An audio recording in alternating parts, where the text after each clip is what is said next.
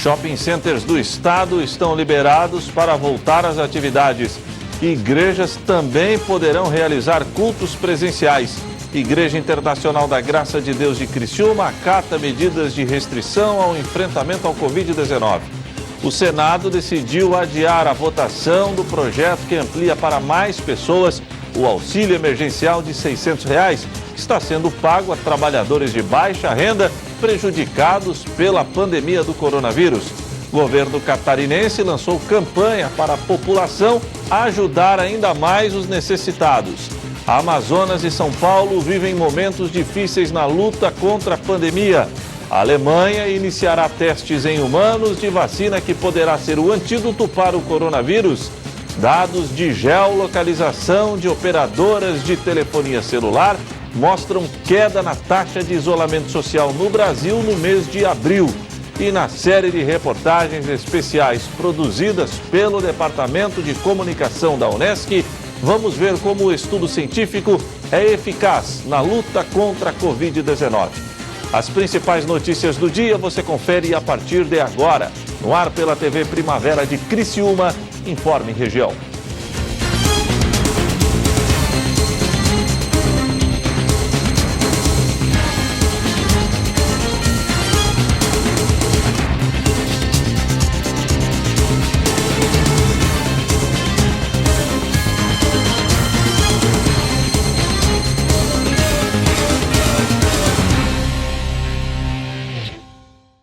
Hoje, quarta-feira, 22 de abril de 2020, dia em que é celebrado os 520 anos do descobrimento do Brasil. Para você que sintoniza a tela da TV Primavera, uma boa tarde. Uma nova portaria editada pelo governador do estado liberou para funcionamento em todo o território catarinense shoppings e restaurantes. É a economia que começa a voltar à sua rotina normal. A volta das atividades se deram a partir desta quarta-feira. Após 1 mês e 5 dias parados, os estabelecimentos amargaram prejuízos que ainda não foram contabilizados. É muito difícil, nesse momento, dizer qual foi o prejuízo que o lojista do shopping dela teve ou terá. Que os reflexos, às vezes, eles não são imediatos, eles são futuros. Mas, com certeza, foram grandes os prejuízos. Nós temos um navio hoje com o casco furado e a gente não conseguiu dimensionar o tamanho desse rombo e estamos trabalhando muito fortemente no sentido de consertar isso, mas hoje eu não teria como mensurar. Na tentativa de amenizar o prejuízo para os lojistas, a direção do shopping adotou algumas medidas compensatórias. Desde que aconteceu o fato, que nós fomos informados, a gente negociou com todos os fornecedores a redução de custo. E alguns contratos nós cancelamos, e isso trouxe uma redução para o lojista bastante substancial no condomínio. Também uma outra ação muito importante é que, embora março tenha sido um mês de 16 dias para os lojistas, nós isentamos 100% o valor do aluguel. E estamos avaliando quais são os próximos passos, mas são duas iniciativas que trouxeram bastante fôlego para o lojista. Agora, com portas abertas, o superintendente do mais antigo shopping center da cidade alerta para algumas medidas restritivas que continuarão valendo. A gente teve que estreitar as portas hoje para fazer o controle de uso de máscara e a higienização das mãos, para dar autorização de entrada um a um. Isso é um fato. Com relação ao resto do suporte, a maioria deles, a gente desde HN1, a gente já está adaptado, o álcool gel já faz parte da nossa vida cotidiana, e então para nós estava muito tranquilo isso. Mas vieram outras regras, como o distanciamento, que é 1,5 metro, um raio na praça de alimentação. Não é entre mesas, é entre as pessoas. A gente ontem trabalhou até a meia-noite no sentido de acertar o ambiente aqui, deixar ele adequado. Uma forte orientação para as operações, no sentido do uso de luvas nas operações de buffet. Isso também está bem encaminhado com o nosso lojista. Apesar da situação que afetou diretamente a economia do empreendimento, o representante do shopping se diz aliviado com a volta das atividades. Por fim, a gente fica muito feliz em estar voltando, porque a única forma de consertar o que aconteceu, de buscar a solução, é através do trabalho. Nós esperamos que os clientes voltem a nos prestigiar. Nós estamos garantindo aqui que oferecemos toda a segurança sanitária e o shopping, por natureza, é um ambiente de excelência, ele se propõe a fazer a melhor entrega possível e nós contamos aí que a situação volte à normalidade o mais breve possível. E quem também está voltando às atividades são as igrejas, que, se seguirem as orientações sanitárias do governo catarinense, estarão liberadas para a realização das reuniões religiosas. Em Criciúma, a Igreja Internacional da Graça de Deus já recepcionou seus fiéis. Foram mais de 30 dias sem cultuar a Deus na igreja. Hoje, depois de um longo período de espera e de muitos cuidados, a Igreja Internacional da Graça de Deus voltou a realizar suas reuniões. Tempos de dificuldades, onde a própria igreja precisou se adaptar. Nesse período em que a igreja estava fechada, nós tivemos aí um período da quarentena, né? Com cultos online, cultos pela TV Primavera, cultos também pelas redes sociais. E foi um momento, né? Um momento a qual nós passamos por um período diferenciado. Um momento diferenciado a qual conseguimos alcançar ali as pessoas através desses meios e fazendo ali a obra de Deus, o trabalho do evangelismo com toda a fé, com toda a confiança na palavra de Deus. Apesar das portas estarem abertas, o pastor Nelson Amaro, líder regional da IGD, confirmou que as restrições e o enfrentamento ao Covid-19 continuarão. Vemos essas recomendações do governo do estado como um cuidado, né? um cuidado, uma prudência, a qual nós precisamos ter com o povo da igreja, com as pessoas que vão estar dentro desse ambiente, pois ao distanciamento, nós aí fizemos o distanciamento conforme foi determinado pelo governo, colocamos ali marcações nas poltronas para que as pessoas possam ter esse distanciamento de 1,5 metro das laterais, 1 metro na questão também de uma poltrona a outra, e aí colocando também todos os cuidados com álcool gel, com a máscara. Estamos pedindo ao povo da igreja que venha para a igreja com a máscara, as pessoas, os nossos irmãos que ficam na recepção ali recepcionando já com álcool gel, já com todo o preparativo. Para as pessoas inclusas no grupo de risco, um recado importante. Para os idosos, as pessoas que têm aí, né, a questão que estão dentro do grupo de risco, nós estaremos atendendo estas pessoas com os cultos online, com os cultos transmitidos tanto pela TV Primavera quanto pelas mídias sociais. Estaremos também aqui prontos a atender com visitas também, fazendo aquela visita, mantendo uma distância. Às vezes a pessoa ela precisa ali de uma oração, de uma orientação, também pelo telefone aqui, pelo WhatsApp, que é o 998416341, ou pelo telefone 3442-2012. Você pode estar aí usando esses contatos para poder falar com um de nós aqui, nós estaremos lhe atendendo. O pastor ainda falou sobre a importância da igreja continuar orando para que o coronavírus seja vencido e esta etapa superada. Com certeza há importância muito grande, a Bíblia diz, a palavra de Deus nos coloca que a igreja, estando unânime em oração, unida em oração, ela se torna uma igreja poderosa. Assim como nós temos o relato bíblico, né, ali no livro de Atos, que quando Pedro foi preso e Herodes se levantou contra a igreja para aprisionar, para jogar em prisão alguns e até em ameaça de morte, a igreja se uniu, se colocou em unidade a orar e a buscar a Deus, e Deus enviou do socorro, Deus enviou do livramento, Deus quebrou as cadeias e deu ali a liberdade a Pedro. Assim a igreja, você, nós aqui devemos nos unir em oração e assim estando na fé, permanecendo firmes, porque esse mal não prosperará. Para quem está com saudades da igreja, é bom prestar atenção aos horários dos cultos. Nós temos aí durante a semana, a segunda-feira da prosperidade, às 19h30. Temos a quarta-feira, a oração pela família, né? Nós estaremos orando pela família às 9h, meio-dia, 2h, como também 5 e 7h30. Estaremos na sexta-feira, nos mesmos horários de quarta, 9, meio-dia, 2, 5 e 7h30. E no domingo teremos ali aquele momento especial de louvor e adoração a Deus às 8h e 7h. O Senado decidiu adiar a votação do projeto que amplia para mais pessoas o auxílio emergencial de R$ 600, que está sendo pago a trabalhadores de baixa renda prejudicados pela pandemia do coronavírus. O presidente da Casa, o senador Davi Alcolumbre, relacionou o cancelamento da sessão marcada à decisão do presidente da República, Jair Bolsonaro, de revogar a medida provisória que cria o programa Verde e Amarelo.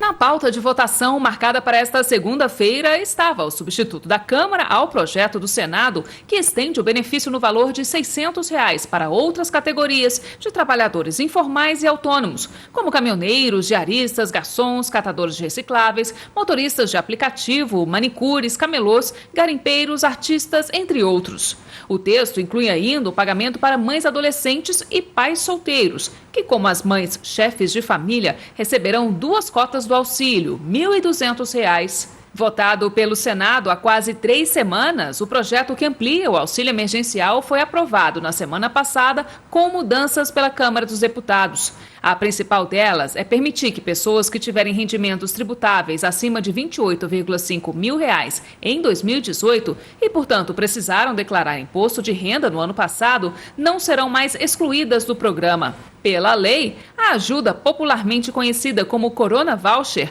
é destinada a cidadãos maiores de idade, sem emprego formal, mas que estão na condição de trabalhadores informais, microempreendedores individuais ou contribuintes da Previdência Social. Também é necessário ter renda familiar mensal inferior a meio salário mínimo per capita ou 3 salários mínimos no total e não ser beneficiário de outros programas sociais ou do seguro-desemprego. Mas o presidente da Casa, senador Davi Alcolumbre do DEM, decidiu adiar a votação para a próxima quarta-feira e relacionou o cancelamento da sessão à decisão do presidente Jair Bolsonaro de revogar a medida provisória do chamado Contrato Verde e Amarelo e reeditar alguns trechos do texto. A medida provisória do Contrato Verde e Amarelo foi proposta pelo governo para desonerar a folha de salários e, com isso, estimular a contratação de jovens entre 18 a 29 anos que nunca tiveram emprego formal. A MP 905 perde a validade nesta terça-feira e, por ser feriado, o último dia de votação era nesta segunda.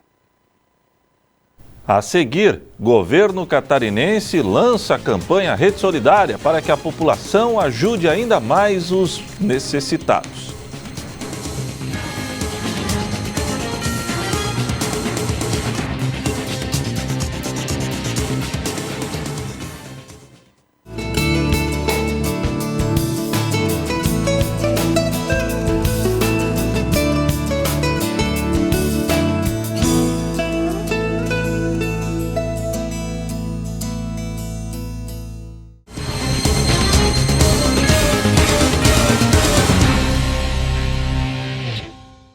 Uma campanha do governo do estado visa estimular a sociedade catarinense a se engajar ainda mais na luta contra o coronavírus. Acompanhe.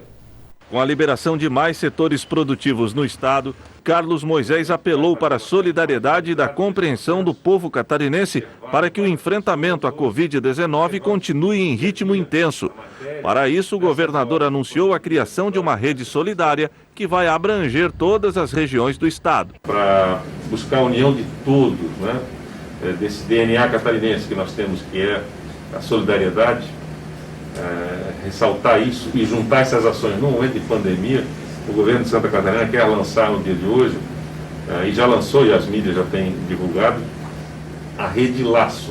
A Rede Laço é uma rede de conexão, de ajuda, que integra então a participação de todas as pessoas para objetivos comuns de doar serviços, de doar a participação voluntária das pessoas.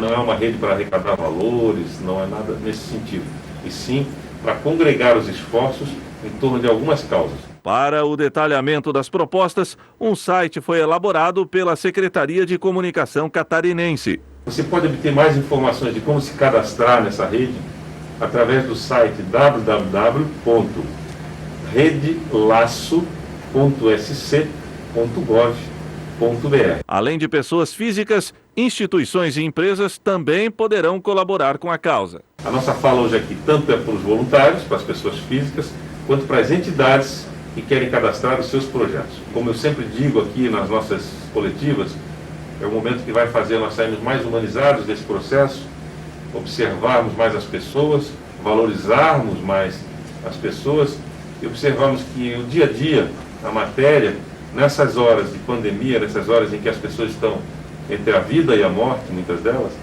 você percebe que a questão material ela fica com menor importância. São Paulo e Amazonas são distantes, mas estão próximas por um motivo triste: a pandemia.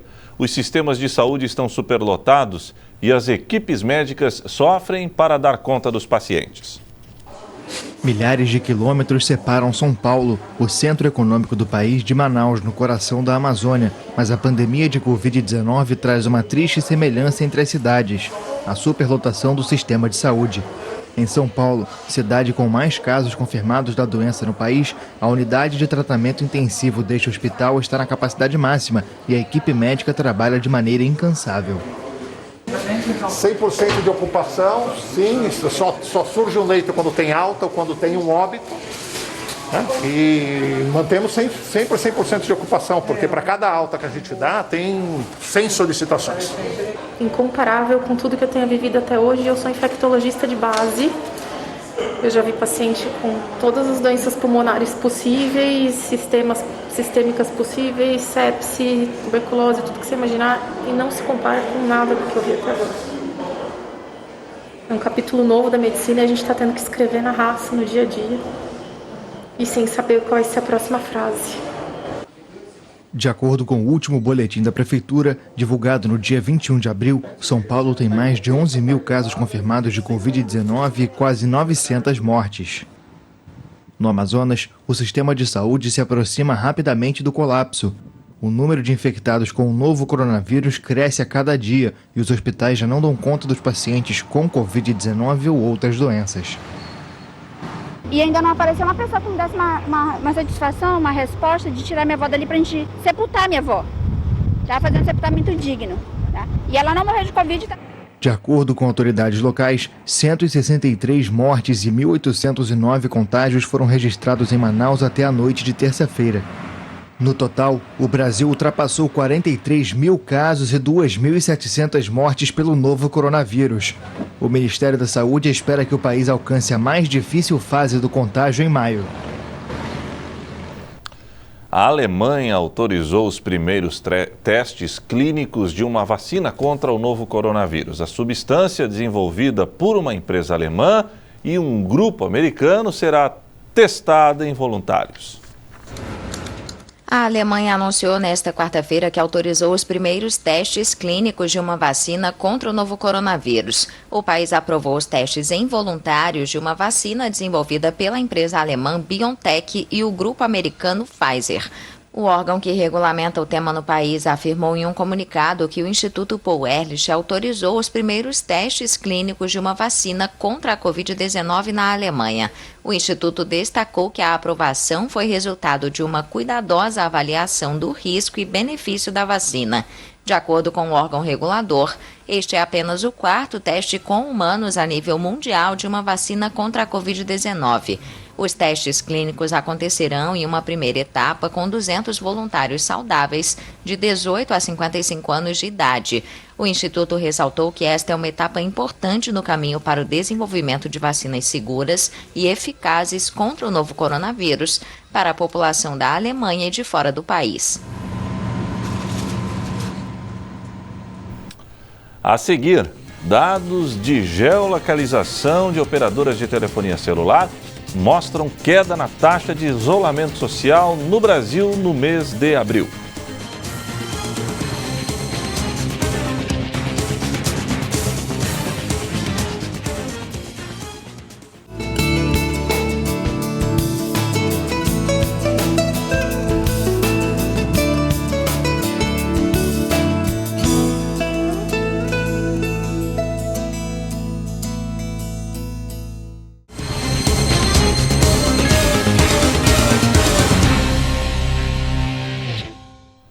Passado um pouco mais de um mês do governo brasileiro recomendar que prefeitos e governadores adotassem ações mais duras de distanciamento social para frear a incidência da Covid-19, dados de geolocalização de operadoras de telefonia celular mostram queda na taxa de isolamento social no Brasil durante o mês de abril. A pressão contra o isolamento aumenta, sobretudo, por conta das previsões econômicas que não são positivas.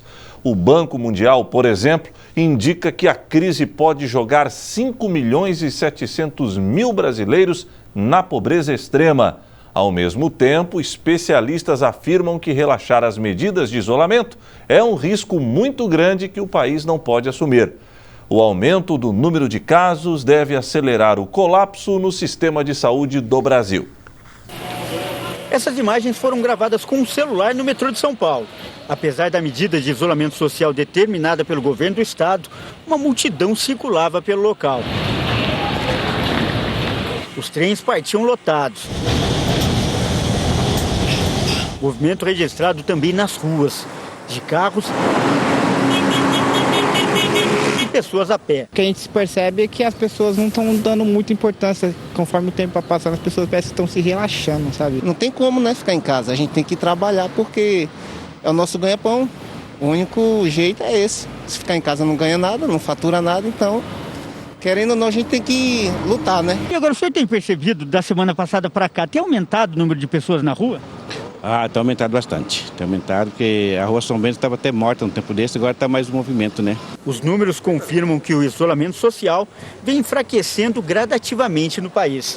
O levantamento é feito diariamente e com base no sistema de geolocalização dos celulares. Na primeira semana de isolamento, a adesão foi de 57%. Na segunda semana, esse índice caiu para 53,2%. E na terceira semana, nova queda, 52,3%. E ao todo, 60 milhões de aparelhos estão sendo monitorados. Com base nesse número, é possível dizer que no intervalo de 4 domingos, pelo menos 6 milhões de pessoas foram às ruas. Até nos fins de semana, quando a tendência de ficar em casa é mais forte, o índice de isolamento tem apresentado queda. O último fim de semana foi marcado por vários protestos contra o isolamento. Capitais como São Paulo, Rio de Janeiro e Brasília registraram carreatas contrárias à medida. A pressão contra o isolamento aumenta principalmente por causa dos impactos que a medida deve causar para a economia. A previsão do Banco Mundial é que a queda no PIB deva chegar a 5%. A quarentena faz com que as pessoas não trabalhem, não trabalhando elas não consomem, não vão para as empresas ficam fechadas, mas as contas chegam. E uma vez que as contas chegam, elas devem ser pagas. Uma vez que não sejam pagas, pode ocorrer a inscrição no nome do SPC Serasa, aí já tem a quebra de qualquer tipo de empréstimo no banco, tem a situação da pessoa ser despejada do seu local de trabalho.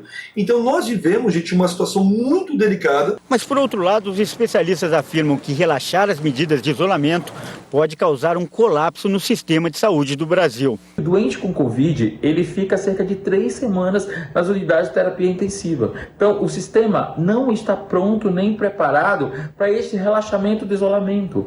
Não tenha dúvida, precisamos manter o isolamento, isso é fundamental, isso é extremamente importante. Essa dúvida não pode pairar para a população. Fique em casa, por favor, isso é um apelo dos profissionais de saúde. E entre a população, o apoio à quarentena ainda é maioria, mas já vem caindo. É o que mostrou uma pesquisa realizada pelo Instituto Datafolha no último fim de semana. 68% disseram que ficar em casa para conter o avanço do vírus é mais importante. Na pesquisa anterior, realizada no início do mês, esse número era de 76%. A favor. Por quê? É um jeito da gente se prevenir melhor, né? É necessário? Muito necessário. Por favor, acho que o mundo tem mostrado o perigo que é o coronavírus, tá certo? Acho que tem os exemplos que vêm da própria Europa, o caso da Inglaterra e da Itália. Então eu acho que a gente não dá para desperdiçar, não.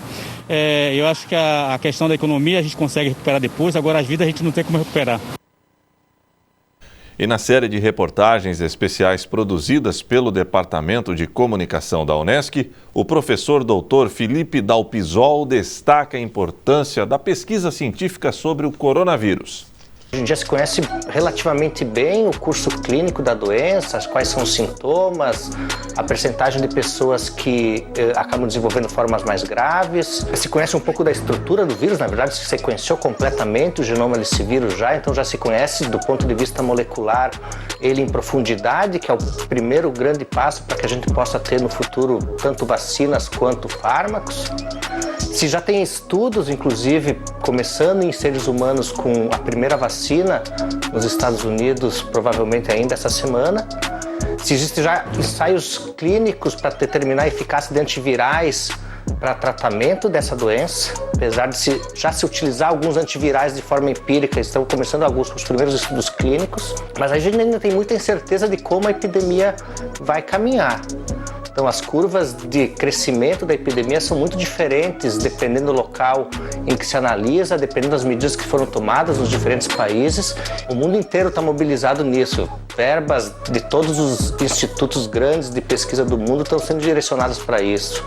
Então, diariamente a gente recebe por e-mail, por WhatsApp, por anúncio das revistas, publicações a respeito do coronavírus nas mais importantes revistas médicas do mundo. Agora mesmo, há 2 minutos atrás, no laboratório saiu uma nova pesquisa publicada no New England Journal of Medicine, determinando a meia-vida dos vírus em diferentes superfícies. Então, cada dia se acrescenta muito conhecimento a respeito desse vírus, mas ainda a gente precisa de mais. Muitos estudos feitos tanto em células quanto em animais. Então se avançou muito, tanto com medicamentos quanto com vacinas. Então certamente o próximo passo desses estudos é determinar a eficácia desses tanto medicamentos quanto vacinas no ser humano. Então ensaios clínicos que comparam antivirais contra placebo ou estudos de immunogenicidade das vacinas vão ser importantes e certamente nos próximos 6 meses isso deve já ter algum tipo de resultado. Esse vírus ele tem uma semelhança bastante grande com 2 outros vírus que deram epidemias no passado, que são coronavírus, que foi o SARS e o MERS, e eles são muito parecidos, quer dizer, ele é da mesma família, entretanto, esse vírus ele parece que ele tem um contágio maior do que os outros. Se sabe que iniciou na China, mas não sabe exatamente o mecanismo através do qual ele foi iniciado. As outras 2, o SARS e o MERS, foi através do vetor primário era um morcego. Então se acredita que nessa epidemia também o vetor primário era um morcego, mas ainda não se tem certeza de como isso pulou para o ser humano, como o vírus rompeu essa barreira entre espécies e conseguiu também infectar o ser humano.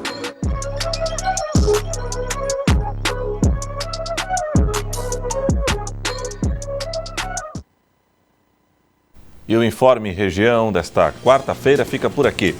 Voltarei amanhã, se Deus assim permitir. Boa noite.